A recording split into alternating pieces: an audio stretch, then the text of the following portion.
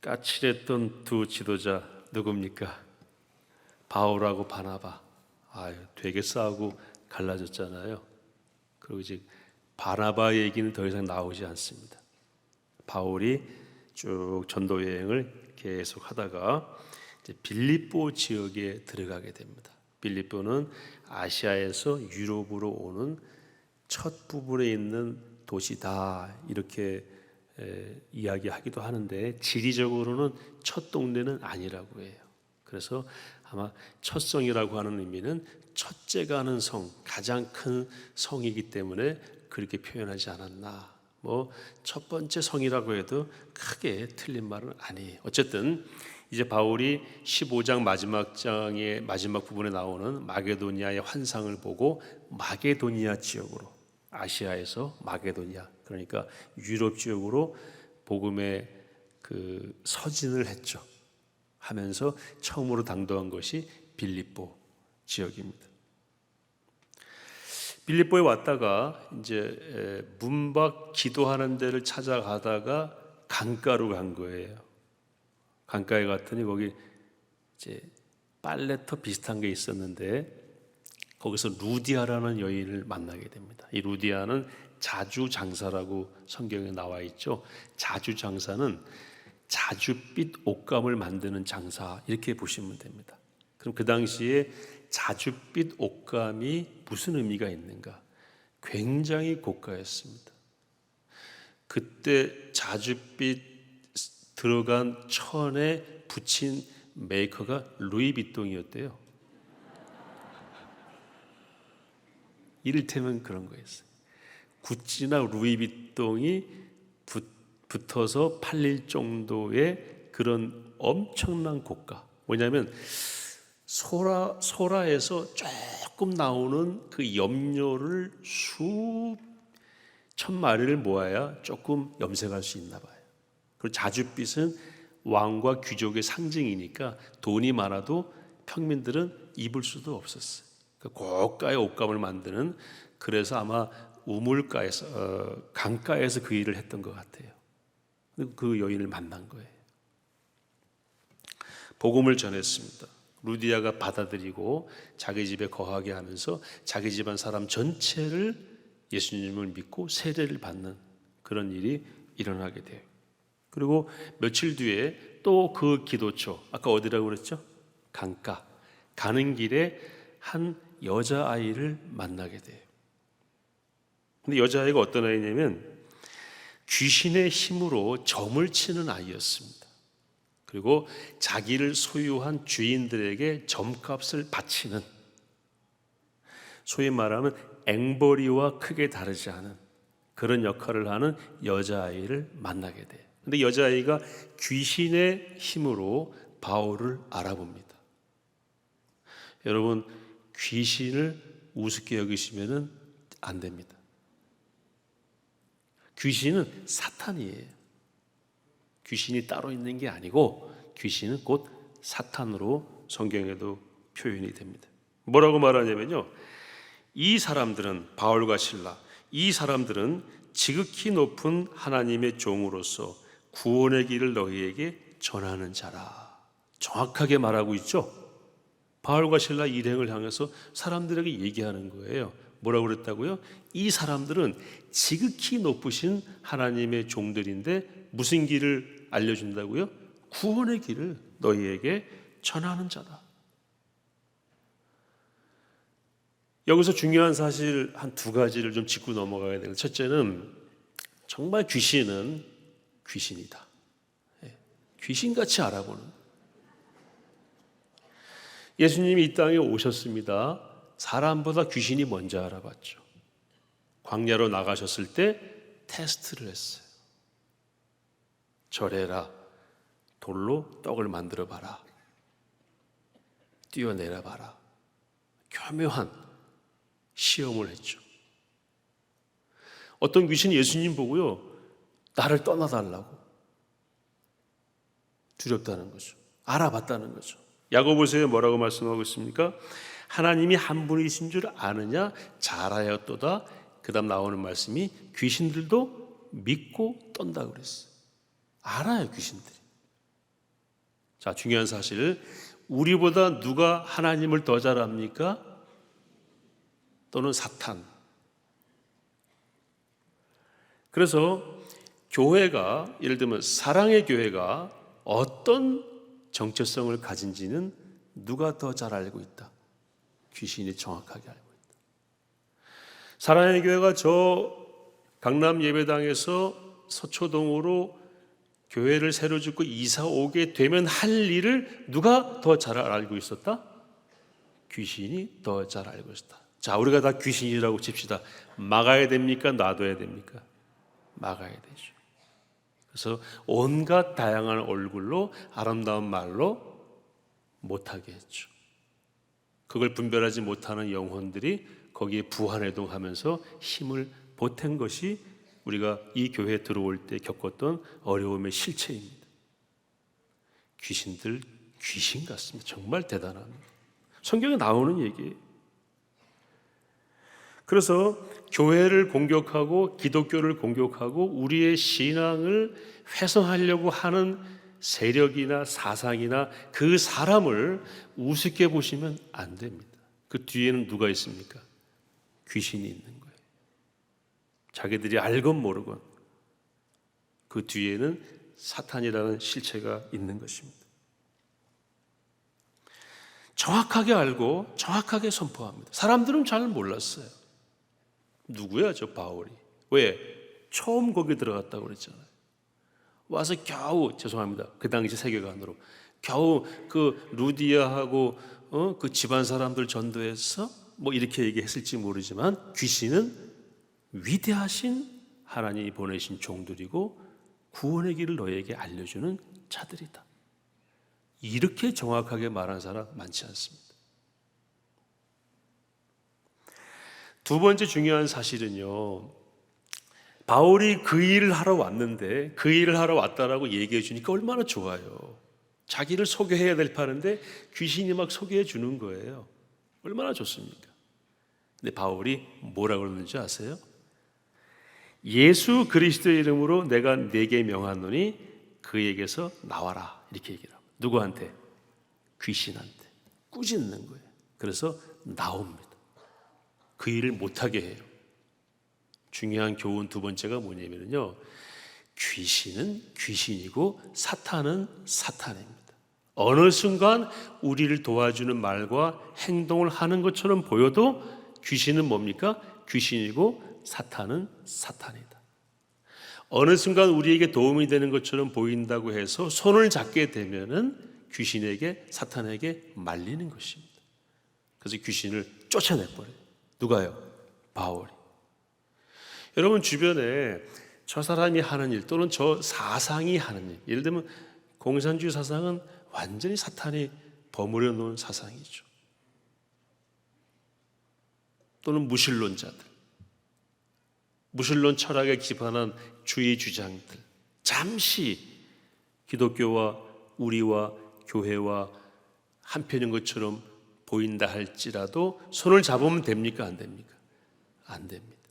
거기 그냥 있으라고 그래야 돼요. 할 말 계속 해보라고. 언젠가는 말이 돌아가게 돼 있습니다. 제가 이 말씀 보고 묵상하면서 오래전에 메모해 놓은 메모장을 보다 보니까 이 부분을 메모해 놓은 게 있더라고요. 그러니까 바울이 도움이 되고 안 되고를 떠나서 귀신은 귀신으로 대우해 버렸어요. 쫓아냈어요. 귀신하고 손잡으시면 안 됩니다. 좋지 않은 사상하고 가까이 하시면 안 됩니다. 이제 문제가 발생했어요. 귀신이 나왔잖아요. 성공했죠. 쫓아냈어요. 이때부터 이제 본격적으로 바울이 위기에 처하게 됩니다. 주인들이, 여종의 주인들이 큰일 난 거예요. 왜요? 아까 말씀, 이 여종이 뭐 하는 사람이었다고요? 점을 치고 복비를 받아서 주인에게 바치는 역할을 했는데 귀신이 떠나가 버리니까 점을 칠 수가 있습니까? 없습니까? 없게 됐잖아요.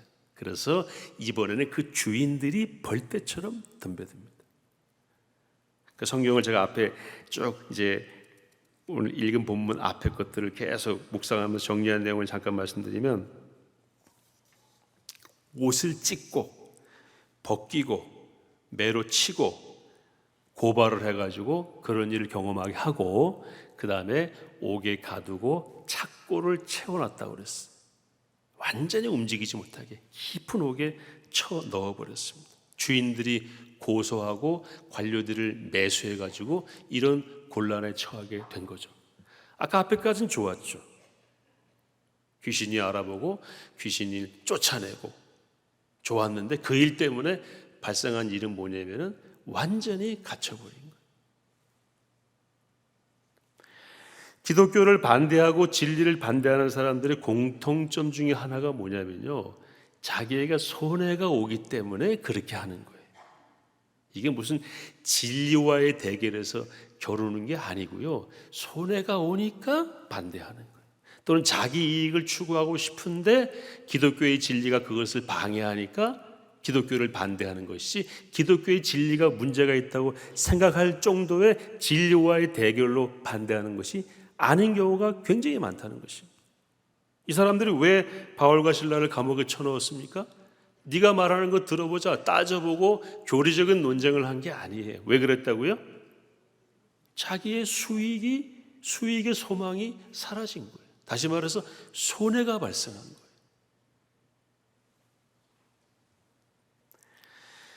사랑하는 우리 성도님들, 우리는 어떤 사람이 되어야 되냐면요, 진리라면은 거기에 무릎을 꿇을 수 있는 분별력은 가진 사람들이 되어야 됩니다. 그것이 하나님 말씀이고, 내가 하나님 주신 이성과 기존의 신앙으로 검토했을 때에, 묵상했을 때, 이건 정말 진리의 말씀이다, 하나님의 말씀이다라고 생각되면은, 토를 달면은 안 되는 분별력을 가지고 있어야 돼요. 진리라면은 무릎을 꿇는 사람들이 되어야 됩니다. 그래야 다른 것에 무릎을 꿇지를 않습니다. 끊임없는 구도자가 되어야 됩니다. 더 깊은 진리, 더 깊은 깨달음. 한 번 예수 믿으면 구원받는 것은 그 순간 정해지지만, 어떤 구원받은 백성이냐라고 하는 그 삶의 깊이는 끊임없는 영적 탐구를 통해서 이루어지는 것입니다. 오늘도 그 작업을 하는 거예요. 우리가 모여서 뭐 하는 것입니까? 예수님을 어떻게 하면 더 깊이 묵상하고 더 깊은 단계에서 예수님을 만날 수 있을까? 그런 구도자의 마음으로 오늘도 우리 일상의 모든 문제를 가지고 여기 나와서 찬양과 기도와 교제를 통해서, 또 오늘 다락방 나눔을 통해서 더 깊은 단계로 진행형으로 나가는 것이 구도자의 삶입니다. 지속적이고 진행형인 삶. 여러분, 예수 믿은 지 30년, 40년 되셨잖아요. 30년, 40년 전에 믿은 예수님이 거기서 서 계신 분이 아니에요. 계속해서 우리를 더 깊은 구도의 단계로 이끌기를 원하시는데, 우리가 바로 거기에 순응하는 진리의 무릎을 꿇고 주님이 이끄시는 더 깊은 단계의 믿음의 단계로 가는 과정에 있는 자들로서 발견되어야 된다는 것입니다. 그 과정에 있다가 어떻게 하는 것입니까? 주님께로 가는 거예요. 가면서 어떻게 하는 겁니까? 이제 내가 완전히 그 진리의 실체 속으로 들어간다. 성경에 나온 대로 지금은 거울을 보는 것처럼 희미하나 그때는 얼굴을 마주대하는 것처럼 진리를 대면할 것이다. 하나님을 내가 직접 배울 것이다. 내 인생의 모든 질문과 고민거리를 이제 해결할 그 순간에 도달하는 것이다. 아직은 될 수가 없죠. 그러나 그 진행형으로 올라가다가 주님께로 가는 그날을 사모하다가 들어가는 거예요. 그게 우리 구도자의 삶이에요. 중단되거나 끊어진 게 아닙니다. 오늘도 신문을 보면서, 뉴스를 보면서, 성경을 묵상하면서 또 더 깊은 단계로. 왜요? 진행형이기 때문에. 이익을 추구하는 사람은 어느 순간 진리에 대한 탐구는 멈춰버려요. 그 다음부터 어디로 갑니까? 방향이 무엇이 나에게 유익할까? 어떤 것이 나에게 수익이 될까? 이 여종의 주인들은 거기에 매몰되어 있었죠. 수준이 거기였어요. 그러니까 진리를 대적하는데 진리가 아닌 이유로 진리를 대적하는 것입니다. 그런 사람이 돼서는 안 되겠다는 것입니다. 모든 것보다 진리에 무릎을 꿇고 굴복하는 우리 모두가 될 수 있기를 바랍니다. 성경은 명확하게 말씀하고 있죠. 그래서 진리 따라 살면은 어려움도 당한다. 진리 따라 살아가면 어려움도 당하리. 그러니까 진리 따라 사는 사람은요, 요거 따라가면 어려울까 편할까, 이익이 될까 해가 될까를 생각하지 않습니다. 어려울 수도 있고 해가 될 수도 있죠. 저는 단언컨대 12명의 제자는, 가룟 유다 빼고 12명의 제자는 예수 믿고 패가 망신했어요. 다 대가 끊겼습니다.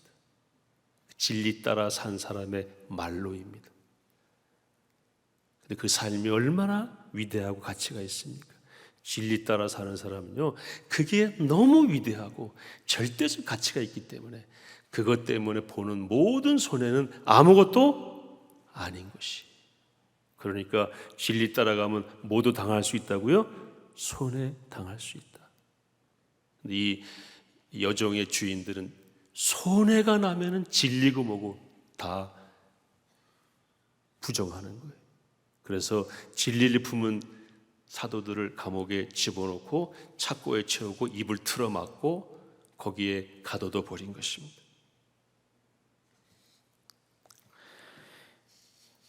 우리 시대에 진리 따라 살다가 어려움 당한 사람 가운데 한 사람이 실체적으로 저희가 알만한 사람은 이정훈 교수라고 우리 여기 교회에 몇 번 왔었죠.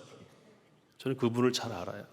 왜냐하면 저는 군목이, 그분은 스님이었어요. 군승. 제 후배였어요. 제가 군에서 그분을 만나지 못했어요. 그런데 전설처럼 한 이야기가 들려지더라고요. 이사단인가 어디 군승으로 있던 스님이 외국 유학 가서 학위도 받고 오고, 그분이 이제 동국대학교 불교학과 나오고 서울대학교 법대에 들어가서 거기 법대 대학원에서 박사학위를 받고 외국 가서 또 학위 받고 이렇게 온 거죠. 그리고 예수님을 영접한 다음에 자기가 군승으로 근무했던 부대에 속죄하는 마음으로 매달 선교헌금을 보낸다는 거예요. 저는 누가 지어낸 얘기인 줄 알았습니다. 나중에 만나보니까 그분이더라고요. 그리고 종자연이라고 우리 사랑하는 교회 기독교가 엄청 공격했던 악의 뿌리와 같은 종자연, 종교자유 정책연구원이라고 만들어 놓고 모든 종교를 재단하고 억압했던, 우리한테 굉장히 힘들게 했죠. 거기 핵심 멤버였어요. 여기 와서 회개했잖아요. 내가 사랑하는 교회 건축 공격한 거 그때는 몰랐다고. 그가 어느 날 어떤 경로를 통해서 예수님을 전해 듣고 눈물 흘리며 회개하고 돌아선 거예요. 뭐가 될지라도, 손해가 될지라도. 자기의 백그라운드는 불교고 자기의 백그라운드는 종자연인데, 그래서 한때는 신변의 유업도 받았대. 돌아선 거예요. 부인은 한의사예요. 인도에 가서 인도 철학도 깊이 공부했던 분, 제가 두 분 다 만나보고 교제를 해봤습니다. 그분이 처음에 강력히 반대했죠. 근데 그분도 예수님 영접하고 한의사도 내려놓고 남편 따라다니면서 자기들이 만난 예수를 전하는 일에 올인하고 있잖아요. 우리가 알고 있는 하나의 예 중에 한 분이 그분입니다. 진리 때문에 뭘 버렸어요? 기득권, 소망, 이익을 다 버렸어요. 그것보다 중요한 건 뭐기 때문에? 예수님이기 때문에. 이분은 지금도요, 예수님 얘기하면 철철 울어요.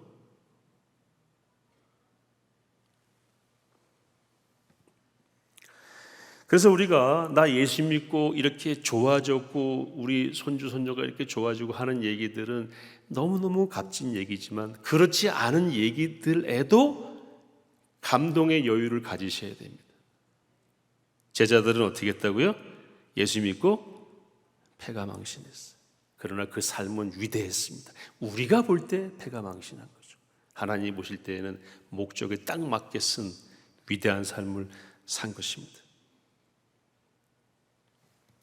이게 소망이 끊어져서 공격했어요. 그런데 반전의 역사가 일어납니다.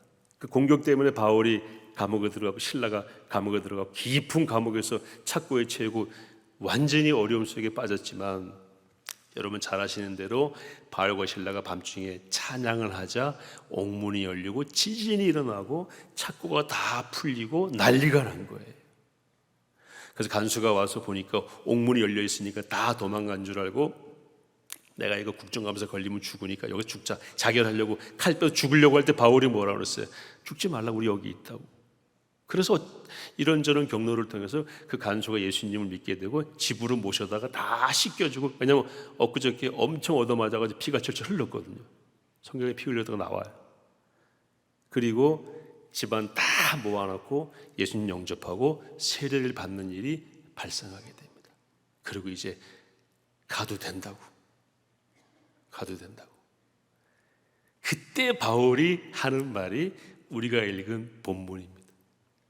앞에 설명은 너무 본문이 많아가지고 제가 이 설명으로 끝냈고요.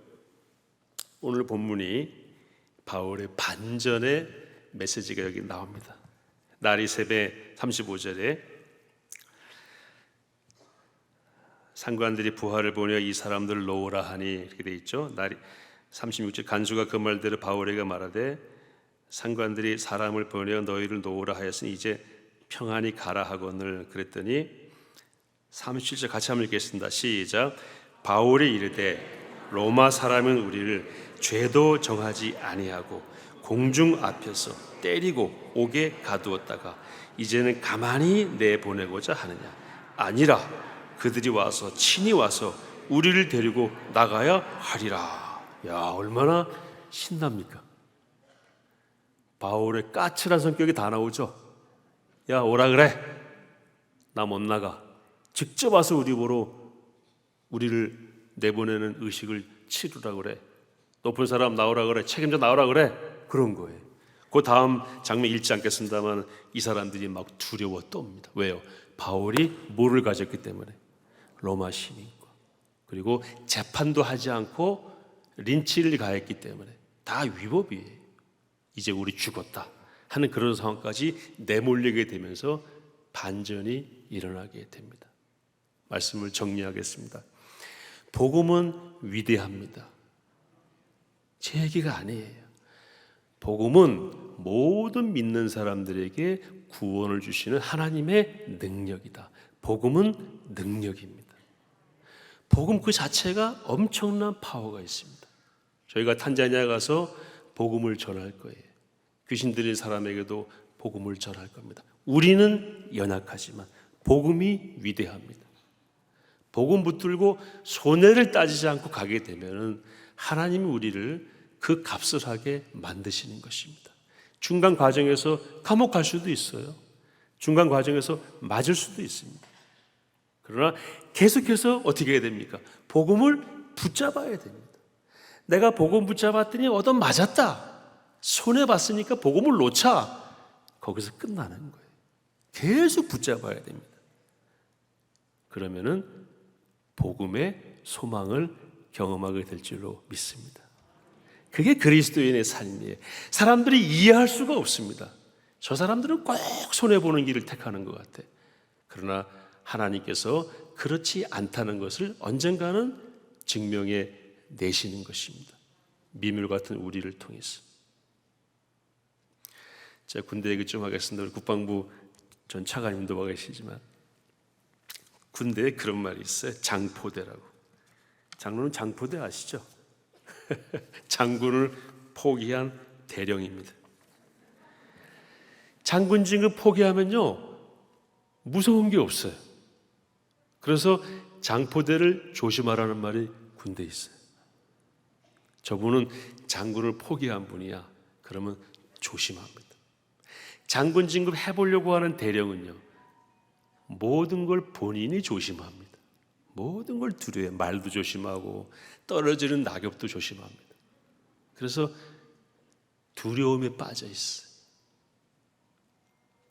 제가 처음에 인관해가지고 종합행정학교에 초급반, 초등군사반 교육을 받으러 갔는데 거기 훈육장교분이 오셔서 그러더라고요. 여러분 다른 데 다 가도 좋은데 어떤 강의동에는 가지 말라고. 왜 그러냐고 했더니 대위로 14년인가 근무하고 전역하는 분들이 직업 보도반으로 모여서 이제 사회 직업을 소개하는 그런 교육 과정이 있거든요.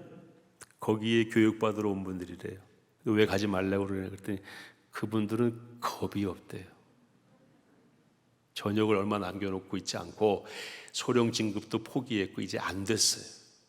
그러니까 뭐 아무도 무서워하지 않는데 거기 가서 한번 잘못 걸리면 혼나니까 근처도 가지 말라고 그러더라고요. 여러분 세상에서도요, 이 있다가 없어질 계급, 우리 장관님 여기 다 오신 분들이 고급 연관장교 출신이지만 지금 계급장이 어디 있습니까? 군대 계급장 전역하면요 아무도 몰라요. 그런데도 그거에 딱 걸려 있으면 할 말도 못하고 매사에 두려워합니다. 그걸 포기하면은 다 나와 두려운 게 없어요. 이건 에피소드이지만 우리가 세상에 살면서 복음의 위대함을 가슴에 품고 그것만 꽉 붙잡으면은 다른 것은 두렵지 않다. 그런 사람들이 앞에 나가서 깃발을 들고 나갈 때에 우리 손주 손녀들이 할머니 할아버지를 따라오는 것입니다. 우리 할머니 할아버지는 삶이 분명해, 선이 분명해, 어떤 면에서는 타협하지 않아. 근데 웬만한 건 다 양보해. 웬만한 건 우리 할머니 할아버지한테 문제가 안 돼. 근데 진리에 관해서는, 복음에 관해서는 절대로 타협하지 않아. 이걸 보여줘야 한다는 것입니다. 그렇게 사는 할머니 할아버지 삶이 어떤 것인지를 보여줘야 한다는 것입니다. 이거 신앙의 유산을 남기는 것입니다. 신앙의 유산을 잘 남기시기를 축복합니다.